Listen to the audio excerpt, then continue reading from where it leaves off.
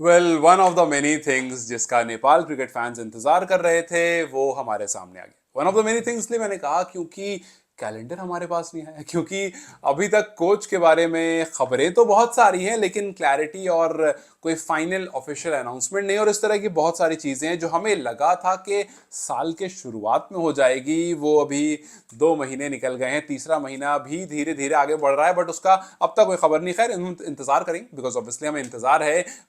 है उस दिन का जिस दिन कैन अचानक से निकल कर आएगा और ये बड़ी बड़ी खबरें जो है वो एकदम से ड्रॉप कर देगा। तब की बात तब करेंगे, लेकिन क्योंकि मैंने जैसा शुरू में कहा one of the many things, so yes, इस टाइम पर पीएम कप काफी क्रूशल है क्योंकि हमने जब से एनपीएल में टैलेंट देखा है, जब से हमने एनपीएल में स्किल्स देखा है प्लेयर्स की, तब से हम ये कहने लगे हैं कि यार ऐसा नहीं है कि नेपाल के पास ओडीआई खेलने वाले प्लेयर नहीं है, इट्स जस्ट दैट कि उनको शेप करने वाले लोग चाहिए। और जिस तरह से धीरे धीरे और डोमेस्टिक टूर्नामेंट्स हुए, लोगों ने और जगह परफॉर्मेंसेस देखी, जैसे ईशान पांडे को सेंचुरी मारते हुए देखा, रत गौतम को देखा, और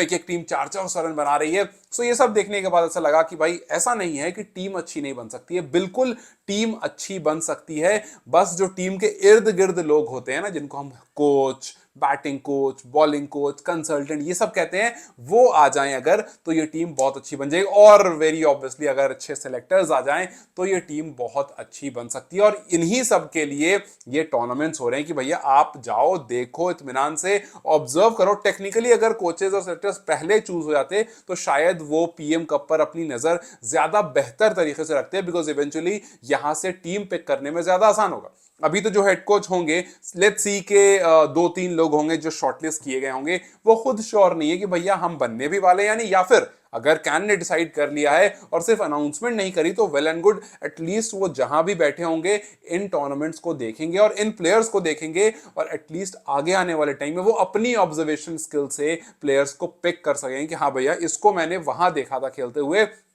पीएम कप में काफी अच्छा खेला था, या पीएम कप के सिलेक्शन में अच्छा खेला था, या एनपीएल में अच्छा खेला था, फिर एक्सवाईजी। अगर आपके पास कोच पहले से तैयार होते हैं तो वो सारे टूर्नामेंट्स पर नजर रखते हैं। सो इसी वजह से मैं कह रहा हूं कि जितना डिले होगा ना कोच का अनाउंसमेंट, ठीक है माना फैंस के लिए आप अनाउंसमेंट नहीं करो, बट जितना डिले होगा कोच फाइनलाइज करने में उतनी ज्यादा दिक्कत होगी उस कोच को आकर के अपनी एक्टिविटी दिखाने में, अपनी हरकत दिखाने में, और फिर आपके रिजल्ट पे वो हैम्पर करेगा। फिर आप इवेंचुअली कोच को बदनाम बोलोगे कि भैया इसने काम नहीं किया, या XYZ जो भी यूजुअली जो होता है। खैर हम इंतजार करेंगे कि जल्द से जल्द कोचेस जो हैं, एटलीस्ट कोच अनाउंस हो जाए। कैलेंडर तो हमें पता है कि आप अपने हिसाब से कर दोगे, बट कोच इसलिए बिकॉज वो देखना तो शुरू कर देंगे प्लेयर्स को कि हाँ भैया ये यहाँ खेल रहा है, ये इस तरह का है, इसको हम टीम में रख सकते हैं या नहीं। खैर वो चीजें बात की है, बट फिलहाल बागमती प्रोविंस ने पीएम कप के लिए अपना स्क्वाड अनाउंस किया है और हम उसी स्क्वाड पर नजर डालेंगे और देखेंगे कि भाई ये जो प्लेयर्स हैं किस पर सबसे ज्यादा नजर रहेगी, कौन से वो प्लेयर्स हैं जिन्होंने पहले भी परफॉर्म किया है, कौन से वो प्लेयर्स हैं जिनका नाम तो बहुत हुआ है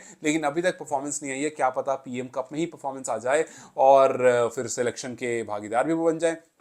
सबसे पहले बागमती ने अपने पीएम कप का जो शुरुआत करना है, ये व्हाइट बॉल ग्लोरी जिसको वो कह रहे हैं, व्हाइट बॉल ग्लोरी की शुरुआत करनी है, वो करनी है इसी 9 से, और एपीएफ क्लब के अगेंस्ट वो शुरुआत करेंगे और एक्स्ट्रा टेक ओवल में करेंगे। एक्स्ट्रा टेक ओवल 9 मार्च, तो सबको इंतजार भी एक्स्ट्रा टेक ओवल में मैच देखने का कि भाई चलो देखें किस तरह की पिचेस क्रिएट की गई हैं, किस तरह के मैचेस वहां होंगे। सो एक्स्ट्रा टेक का एक अलग चार्म, एक अलग क्रेज है, तो उसके लिए भी लोग बागमती का पहला मैच जो है वो देखेंगे। और जो स्क्वाड है वो कुछ इस तरह से है। सो परितु इसके कप्तान है, उसके बाद रिजन धाकल टीम में, विपिन आचार्य हैं, नंदन यादव हैं। नंदन पर काफी लोगों की नजर होगी यार कि बिकॉज आप धीरे धीरे नंदन को हम सब जान रहे हैं कि किस तरह की उन्होंने गेंदबाजी करी हाल फिलहाल में, और आप चाहोगे कि नंदन जो है वो लंबे टाइम तक टीम के साथ जुड़े रहे। फिर उसके बाद सौरभ है, फिर प्रतीश जीसी, आशुतोष गिरैया। आशुतोष गिरैया एक नाम है जिन पर मेरी नजर इसलिए रहेगी बिकॉज मैं एनपीएल से इनका नाम काफी सुन रहा हूँ,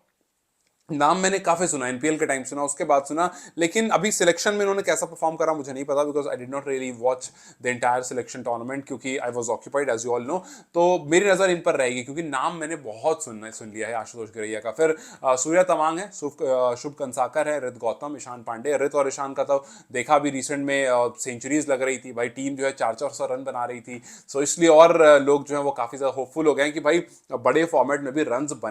बन सकते हैं अगर अच्छी टीम टीम आप पिक करो तो, और स्किल्स और जो टैलेंट है वो बिल्कुल है। उसके बाद सुमन है,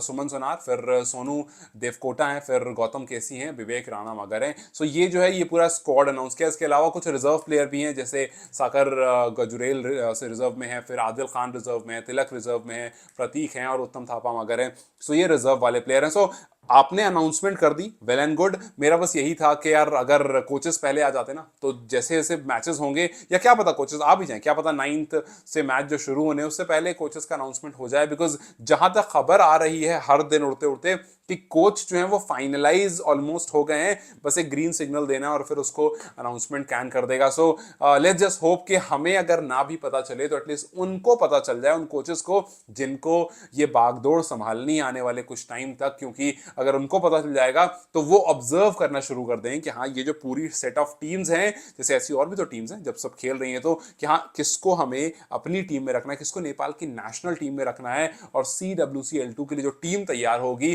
जो प्लेयर्स तैयार होंगे, जो पूरा प्लेयर्स का पूल तैयार होगा, उसमें से कितने ऐसे प्लेयर होंगे जो इन टूर्नामेंट्स में से पिक होंगे। सो बहुत सारे प्लेयर हैं जिन पर हमारी आपकी सबकी नज़र है, और कैन जो है वो जाहिर सी बात है उसका ऑब्जर्वेशन होगा लगा, लेकिन हमें कोच सेलेक्टर्स, और क्या इस बार आप कोच के साथ और उनके जो जो टीम होती है पूरी, उसमें कितने और लोग इन्वॉल्व कर रहे हो। बिकॉज हमने लगातार सुना है कि बैटिंग कोच की टीम को ज़रूरत है, बिकॉज बॉलिंग फिर भी चल जाती है, उस बैटिंग का जो टेम्परामेंट है उसकी काफ़ी ज़रूरत। डेव वॉटमोर का नाम बहुत ज़्यादा बीच में उड़ के आ रहा है अभी, फिर इससे पहले हम सब ने देखा कि चंद्रपॉल का नाम आ रहा था। सो बहुत सारे नाम ऐसे रूमर्स में आ रहे हैं, और अब तो मुझे लगता है कि नाम लेना ही बंद कर देना चाहिए, बिकॉज हर दूसरे दिन एक नया नाम आता है। सो लेट्स जस्ट होप कि ये जो रूमर्स जो हर तरफ से उड़कर आ रहे हैं उसको हम साइड करें, और कोच को लेकर के थोड़ी सी क्लैरिटी हो, और थोड़ा सा जल्दी इसका अनाउंसमेंट हो जाए। बिकॉज अब टाइम हो गया यार, मतलब आपने बता दिया कि आपके साथ आपके प्रीवियस कोच जो है वो कंटिन्यू नहीं कर रहे हैं, और आपका नया कोच आने वाला है। सो लेट्स जस्ट होप कि जल्द से जल्द उसका भी अनाउंसमेंट हो जाए, और कैलेंडर भी अगर अनाउंस हो जाएगा तो हमारे दिल को थोड़ी तसल्ली मिल जाएगी। हालांकि वी ऑल नो कि कैलेंडर अनाउंस अगर आज करो या एक हफ्ते बाद करो या 15 दिन बाद करो, बहुत ज़्यादा फर्क पड़ेगा नहीं। बट येस, अगर अनाउंसमेंट हो जाती है तो थोड़ा सा मतलब साल शुरू हो गया ना यार, मतलब अगर काम टाइम से हो जाता है तो सबको बेहतर लगता है। So yes, let's just hope कि कैलेंडर भी टाइम पर अनाउंस, टाइम से तो खैर आगे निकल गए, कैलेंडर भी अनाउंस हो जाए, और फिर उसके बाद जो कोचेज हैं उनकी रूमर्स भी धीरे धीरे थोड़ी सी नॉर्मलाइज हो और अनाउंस हो जाए, क्योंकि वर्ल्ड कप विनिंग कोच आ रहे हैं और ऐसी बहुत सारी जो बातें हैं। तो हाइप जो है वो आपने बराबर बना रखी है, जो हाइप में आपने कहीं कमी नहीं छोड़ी है, और जितने लोग सोशल मीडिया वाली टीम में लगे हुए होंगे उन्होंने अपना बिट्स एंड पीसेस में काम किया है। सो आई थिंक अब रियल वर्क का टाइम है। थोड़ा सा अगर अनाउंसमेंट हो जाएगी, अगर कोचेस के बारे में पता चल जाएगा, तो फैंस के साथ भी मतलब थोड़ा सा जस्टिस जैसा कुछ हो जाएगा कि यार बहुत टाइम से इंतजार कर रहे हैं। सो लेट्स जस्ट होप के ये PM कप जो है वो किस तरह से अनफोल्ड होता है। बागमती ने अपना स्क्वाड अनाउंस कर दिया, अब स्क्वाड में संदीप नहीं है। संदीप को लेकर के जो फिलहाल खबर थी वो यही कि उनका ऑपरेशन हुआ था कुछ टाइम पहले हर्निया का, और उसके बाद टूर्नामेंट्स उन्होंने नहीं खेले if I am not wrong, और शायद वो प्रोलॉन्ग रेस्ट पर हैं इस टाइम पर, और इसी वजह से वो इसका पार्ट नहीं है। और फिर मोस्ट प्रॉब्ली वो जितना भी टाइम उनको अपना रिकवरी में चाहिए वो रिकवर हो जाएंगे, उसके बाद आपको सीधा मैचेस में शायद दिखेंगे। सो इस वजह से जहां तक पता चला है कि इस वजह से वो नहीं है, they can be other reasons, और अगर कोई और रीजन होगा तो शायद आपको पता होगा, या नहीं पता तो पता चल जाएगा, या अगर पता तो मुझे बता देना। लेट्स जस्ट सी कि आगे आने वाले और जो मैचेस हैं और जो टीम्स हैं वो अपना स्क्वाड कब अनाउंस करती है, और क्या उसमें से भी कोई बड़े नाम मिसिंग होते हैं, या फिर